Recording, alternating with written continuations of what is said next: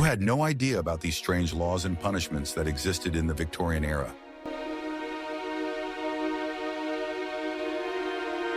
Behind the facade of this golden age lay a reality woven from absurd laws and strange ideas about justice.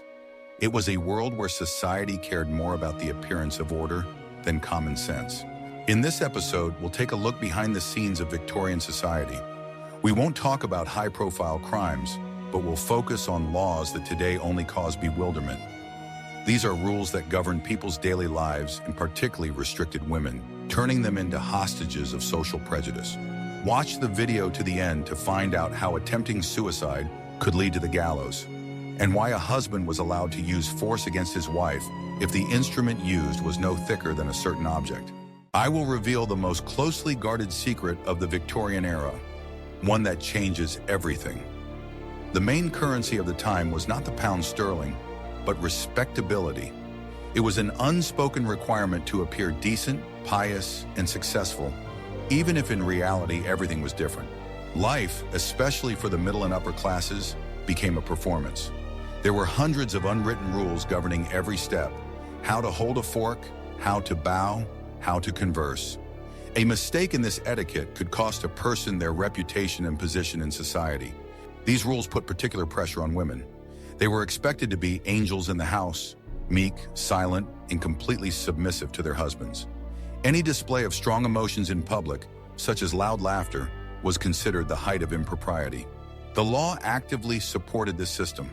For example, a woman who left her husband, even if he was cruel, was considered fallen and deprived of almost all her rights. Society and the law were on the side of men, preserving the facade of a happy family at all costs. Even clothing was a tool of control. Tight corsets not only shaped a fashionable silhouette, but also physically restricted women, preventing them from breathing and moving freely. This was a symbolic reflection of their position in society. Beautiful, but suffocating. The concept of respectability created enormous hypocrisy. Many gentlemen who were paragons of virtue in public led double lives, but as long as the outward facade remained impeccable, society preferred to turn a blind eye. The punishment for violating these unwritten laws was not imprisonment, but social isolation. A person was simply no longer accepted in decent society, which was tantamount to civil death. For a woman, this meant a complete loss of chances for marriage and security. This cult of propriety gave rise to strange legal cases. For example, public hugs or kisses could be considered a violation of public order. Love and affection had to remain strictly behind closed doors. The entire system was designed to maintain the illusion of a perfect world. Laws and punishments served not so much to uphold justice as to preserve this beautiful picture. Real problems, such as poverty or domestic violence, were simply ignored. This theater of the absurd was the foundation on which all other, more specific and strange laws were built. Understanding this helps to see the true logic of Victorian justice. It would be very interesting to hear your point of view. What do you think about such pressure from society on the individual? Write about it in the comments. Are you ready to learn the truth about how powerless women were in marriage? Victorian law inherited from earlier eras the idea that a husband had the right to moderately punish his wife. This was enshrined in common law and was considered the norm for a long time. The most famous, albeit somewhat mythologized manifestation of this was the so-called thumb rule law. According to popular legend, Judge Sir Francis Buller ruled in the late 18th century that a husband could physically punish his wife, but only with a stick no thicker than his thumb. Although this was most likely a legal anecdote, it perfectly reflects the spirit of the times. The essence was that after marriage, a woman completely lost her legal independence. She could not own property, enter into contracts, or sue on her own behalf. Legally, she became one with her husband, or more precisely, his appendage. This meant that the husband had almost complete control over her life, finances, and even her body. He could dispose of her property, which she brought as a dowry. Women became property that could be controlled. It was only in the second half of the 19th century, thanks to the struggle of suffragettes, that the first laws on the property of married women began to appear. These acts gradually gave women the right to own property separately from their husbands. This was the first step towards legal equality. However, domestic violence was not considered a serious crime for a long time. The police were reluctant to intervene in family matters. It was believed that what happened behind closed doors was the husband's private domain. Even if a woman decided to get a divorce, which was an incredibly difficult and expensive procedure, she risked losing everything. The courts usually sided with the man. The woman was left without a means of support and with a stigma of shame. Thus, the law did not protect women, but on the contrary, reinforced their subordinate position. It gave husbands enormous power, which they could use at their discretion. It was a legalized system of control. The position of women in marriage was one of the darkest aspects of the Victorian era. Behind the facade of the idealized family lay stories of complete powerlessness. Society demanded that women be angels, but the law treated them as objects. This hypocrisy permeated the entire legal system. On the one hand, there was the cult of female purity and innocence, and on the other, there was a complete lack of real mechanisms to protect it. Why do you think society turned a blind eye to this problem for so long? In the next chapter, you will learn how an ordinary book could cause serious trouble. What I am about to tell you may seem familiar to you even today. Victorians were terrified of anything that could corrupt morals, and they considered novels to be the main enemy of virtue. Books, especially those intended for women, were subject to the harshest moral censorship. In 1857, the Obscene Publications Act was passed.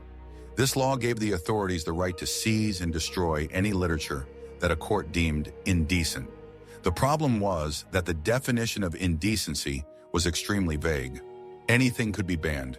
Too frank a description of feelings, a hint of marital infidelity, or simply criticism of existing social foundations. Authors and publishers were under constant pressure. Women and young people were considered particularly susceptible to the corrupting influence of novels. Their minds were thought to be too weak and impressionable to resist immoral ideas. Therefore, women's reading was strictly controlled by their fathers and husbands. Many classic works known today were considered scandalous at the time. For example, Charlotte Bronte's novel, Jane Eyre, was criticized for its heroine being too passionate and independent. This was considered a bad example for young ladies. Censorship reached absurd levels. In libraries, books were often divided into men's and women's. Some novels were simply not given to women for fear of damaging their moral health. Publishers themselves imposed strict self-censorship. To avoid legal problems, they forced authors to cut out any controversial scenes. Many novels were published in a heavily abridged and polished form. This moral panic was another way of controlling society, and women in particular. By limiting their access to information and different points of view, the system sought to keep them within their prescribed roles. It was believed that a well-read woman was a dangerous woman. The paradox was that it was during the Victorian era that the novel genre flourished. The demand for reading was enormous, but official culture tried to force literature into the narrow confines of moralizing. The fight against indecent books is a striking example of Victorian hypocrisy. A society full of hidden vices tried to create the illusion of its own purity by declaring war on fictional worlds. It was not a battle for morality, but for maintaining control. What if I told you that even after death, a person was not immune from prosecution under the law? Victorian law was obsessed with the idea of retribution, and this obsession sometimes crossed all conceivable boundaries. One of its strangest manifestations was its attitude toward suicide. Attempting to take one's own life was considered a serious crime. From the point of view of the law, it was murder of oneself, and therefore a violation of divine and human institutions. A person who was rescued after such an attempt could be tried and sentenced to imprisonment. But the strangest thing began if the attempt was successful. Since it was no longer possible to punish the perpetrator himself, the law fell upon his body and property. It was a form of posthumous punishment designed to intimidate others. The body of a person who had taken their own life was not allowed to be buried on consecrated church land. Their burial took place without ceremony, often at night, in a remote corner of the cemetery or even outside its boundaries. This was the final act of humiliation. In addition, all of the suicide victim's property could be confiscated by the crown. This meant that his family, his wife and children, were left without a means of subsistence. Thus, not only the deceased was punished, but also his innocent relatives. This practice was particularly cruel towards women. A widow, already in a vulnerable position, could lose her home and all her money overnight after her husband's suicide. The law showed her no compassion. It was not until 1870 that a law was passed abolishing the confiscation of property, and suicide itself ceased to be a criminal offense in England and Wales only in 1961. Victorian ideas about justice proved surprisingly resilient. This legal norm shows how strongly religious dogma influenced secular law. A person's life was seen not as their property, but as a gift from God, which they had no right to dispose of. The law acted as the defender of divine will. This attitude towards suicide reflected the overall cruelty of the system. It was aimed not at helping and showing compassion, but at punishing and intimidating. A person driven to despair was seen not as a victim, but as a criminal. Today, this approach seems barbaric to us, but for Victorians, it was a logical extension of their worldview. Even after death, a person had to be accountable for their actions before God and the Queen. What do you think made people adhere to such cruel rules? In the next chapter, we will learn why idleness was considered one of the most terrible sins. In the Victorian era, poverty and unemployment were often perceived not as a social problem, but as a moral vice. It was believed that the poor were to blame for their situation because they were lazy and unwilling to work. Therefore, the punishment for petty criminals and debtors was appropriate, forced and completely meaningless labor. The pinnacle of this punitive philosophy was the prison treadmill, or treadmill.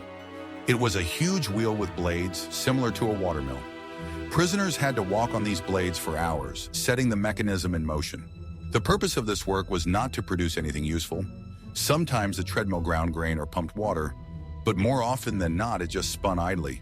The main task was to exhaust the prisoner and instill in him a love of labor through suffering. The working day on the treadmill was strictly regulated.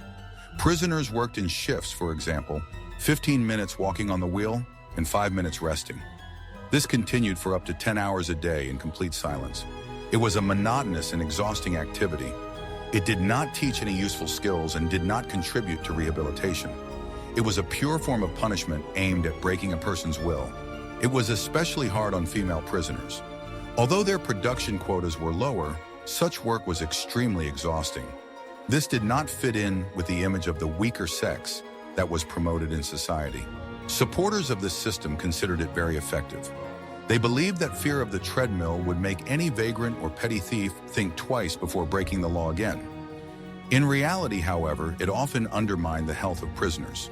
The treadmill became a symbol of the Victorian attitude toward poverty. Instead of helping people, the system punished them for their inability to find their place in the cruel industrial world. It was a way to remove undesirable elements from the streets. This form of punishment also reflected the spirit of the Industrial Revolution. People were seen as part of a machine, cogs in a huge mechanism. Their individuality and needs were irrelevant. Gradually, by the end of the century, the use of treadmills began to be abandoned. Human rights activists and reformers, such as Charles Dickens, criticized the system for its senselessness and cruelty. Society slowly came to understand that rehabilitation was more than just meaningless drudgery. Want to know a secret that will change your view of progress? At the end of the Victorian era, the first cars appeared on British roads. However, instead of welcoming progress, the authorities responded with a series of absurd and restrictive laws that went down in history as the Red Flag Acts. The first such law was passed in 1865 and applied to all self-propelled vehicles. It imposed draconian speed limits. In rural areas, the speed limit was 4 miles per hour, and in cities, only 2 miles per hour. But the most famous requirement was that a person had to walk in front of each such vehicle. This person had to be at least 60 yards, about 55 meters, away from the car. He had to carry a red flag in his hands to warn everyone of the danger. Imagine the scene: a slowly creeping, puffing car, and far ahead, a man trudging along with a flag. This completely negated the very idea of fast travel. The law effectively equated the car with a steamroller. The purpose of these rules was to protect horse-drawn carriages. It was believed that the sight and sound of the engine frightened horses, which could lead to accidents. The interests of cab drivers and horse owners were lobbied much more strongly than the interests of the few motorists at the time. These laws seriously hampered the development of the automotive industry in the UK. While engineers in Germany and France were already creating fast and sophisticated machines, British designers were hamstrung by absurd restrictions. The country, once the leader of the Industrial Revolution, risked falling behind. For female drivers, who were very few in number, the situation was even more difficult. The very sight of a woman behind the wheel caused shock and condemnation in society. It was believed that driving such a complex machine was not a woman's business. It was not until 1896, under pressure from car enthusiasts and manufacturers, that the Red Flag Act was repealed. This event was greeted with jubilation. In honor of the repeal, the first ever London to Brighton run was held, which continues to this day. The story of the red flag is a classic example of how fear of the new and unwillingness to change the established order give rise to absurd laws. Victorian society, despite its interest in technology, was very conservative. It was wary of any changes that could disrupt the familiar way of life. This law shows that progress is not only about inventions, but also about fighting prejudice and outdated rules. Do you think there are laws today that similarly hinder the development of new technologies? The next chapter will discuss laws that regulate how people should mourn. The Victorian era is known for its complex and strict mourning rituals.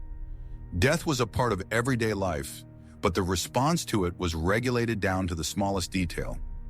There was a whole code of conduct and rules that widows, especially those from high society, were required to follow. After the death of her husband, a woman entered a period of deep mourning, which could last up to 2.5 years. This period was divided into several stages, each with its own strict rules.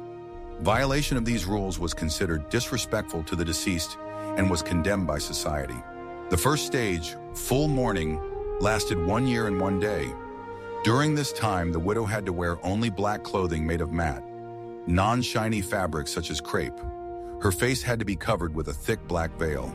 During this stage, the woman was required to remain in complete seclusion. She was not allowed to attend balls, theaters, or any other entertainment events. Her social life practically ceased, and she had to devote herself to mourning. In the second stage, ordinary mourning, which lasted about 9 months, some concessions were allowed. It was possible to wear silk or velvet clothing, but still only black. The veil could be thrown back. The final stage, half mourning, allowed other colors to be introduced into the wardrobe, but only muted ones: gray, lilac, and lilac. This was a gradual return to normal life. Only after completing all these stages could a woman reappear in society in her usual clothes. These rules were much less strict for men. A widower wore a black armband or hat for only a few months, and his social life was not restricted in any way. This once again emphasized the unequal status of the sexes.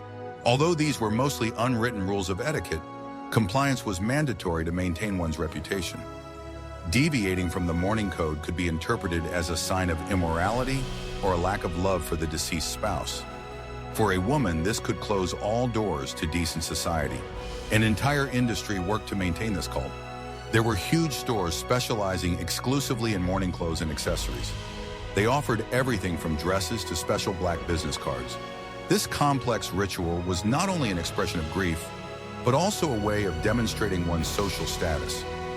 Only wealthy families could afford to observe all the subtleties of mourning etiquette. For the poor, it was an unaffordable luxury. At the end of the 19th and beginning of the 20th centuries, a series of shocking municipal ordinances appeared in some U.S. cities whose culture was closely linked to Victorian England. They went down in history under the unofficial name of ugly laws. These laws prohibited people with unaesthetic or repulsive physical characteristics from appearing in public places. The purpose of these laws was to clean up the streets of cities from the sight of beggars, cripples, and people with visible ailments. It was believed that their appearance could offend the eyes of respectable citizens and spoil the image of the city. This was an extreme manifestation of the Victorian desire for external order and splendor. The wording of these laws was extremely vague. They prohibited anyone who was sick, crippled, disfigured, or deformed in any way so as to be repulsive from appearing in public. Anyone could fall under this definition. In practice, these laws were primarily directed against poor Civil War veterans who had been wounded and beggars who asked for alms. Instead of helping them, the authorities simply forbade them from showing themselves in public. It was a way of making poverty invisible. The punishment for violating this law was usually a fine. If a person could not pay the fine, they could be sent to a workhouse or prison. It was a cruel system that punished people for their misfortune and poverty. These laws reflected the deep-rooted prejudices of the time. Physical imperfections were considered a sign of moral decay. A healthy and beautiful body was associated with virtue, while a sick body was associated with vice. The last of these laws was not repealed until 1974. This shows how persistent prejudices can be. The history of the ugly laws serves as an important reminder of what discrimination enshrined in law can lead to. Religion played a huge role in Victorian society, and this was directly reflected in legislation. One of the most striking examples was the strict observance of Sunday, or the Sabbath. Special laws known as the Sunday Acts prohibited almost all forms of work and entertainment on that day. According to these laws, almost all shops had to be closed on Sundays. The only exceptions were for essential services, such as pharmacies. Any trade was considered a sin and a violation of the law. The ban also extended to entertainment. Theaters, concert halls, and museums were closed. The organization of any public entertainment events, such as dances or sports competitions, was strictly prohibited. Even activities that we would consider innocent could be prohibited. In some places, playing cards or other games of chance was forbidden, even at home. Sunday was to be devoted exclusively to prayer, church attendance, and pious reflection. Compliance with these rules was strictly enforced. There were special societies that ensured that the Sabbath laws were not violated. They could take anyone who dared to work or have fun on Sunday to court. These laws hit the working class particularly hard. Sunday was the only day off for most workers, and it was on this day that they were forbidden to rest and enjoy themselves as they wished. It was not until the 20th century that these strict restrictions began to gradually weaken. But the legacy of Victorian Sabbatarianism was felt for a very long time. These laws are a striking example of how religious dogmatism can intrude into people's daily lives, regulating their every move. Although this law was introduced before the Victorian era, it remained in force until 1851 and had a huge impact on the architecture and health of the nation. The window tax was, in essence, a form of property tax. The logic of the authorities was simple. The larger a person's house, the more windows it had, which meant that they were wealthier and could pay more taxes. The tax was levied based on the number of windows in the house. There was a tax-free minimum, but every window above that minimum had to be paid for. This led to entirely predictable and disastrous consequences. To avoid paying the tax, people began to brick up their windows en masse. Walking through the old neighborhoods of British cities today, you can still see houses with these blind windows. This is a direct legacy of the fiscal policy of the past. This tax hit the poor particularly hard. To save money, owners of apartment buildings bricked up the windows in rooms they rented out. As a result, thousands of people were forced to live in dark, damp, and unventilated rooms. The health consequences were catastrophic. The lack of sunlight and fresh air contributed to the spread of disease. Doctors and social reformers sounded the alarm, pointing to a direct link between the window tax and epidemics. This law became a vivid symbol of how ill-conceived policies can have devastating effects. In its quest to replenish the treasury, the government effectively imposed a tax on light and air. This was not only unfair, but also extremely harmful to society. The window tax also gave rise to social inequality. Having a large number of windows in a house became a sign of wealth and status. It was a way of publicly demonstrating that the owner could afford such a luxury as sunlight. In 1851, the government finally bowed to public pressure, and the tax was abolished. This story has become a classic lesson in how fiscal policy must take into account not only economic, but also social consequences. It was a belated recognition that basic human needs should not be taxed. We have taken a journey through the legal system of the Victorian era and seen how full of contradictions it was. The laws of the time reflected all the fears, prejudices, and hypocrisy of a society obsessed with outward respectability. From taxes on light to rules of mourning, from control over reading to the complete disenfranchisement of married women, it was all part of the same system. These strange laws were not just legal curiosities. They were powerful instruments of social control, designed to maintain a strict hierarchy and patriarchal order. They show how far society can go in its desire to regulate the private lives of its citizens in the name of illusory order. Studying these laws is important not only for understanding the past. It makes us think about the present and which of our modern rules and norms will seem just as absurd to future generations. It is a reminder that the law should serve justice and common sense, not prejudice. What topics from legal history or other eras would you like to see in future videos? Share your ideas in the comments and don't forget to subscribe to our channel so you don't miss out on new research into the most interesting pages of the past.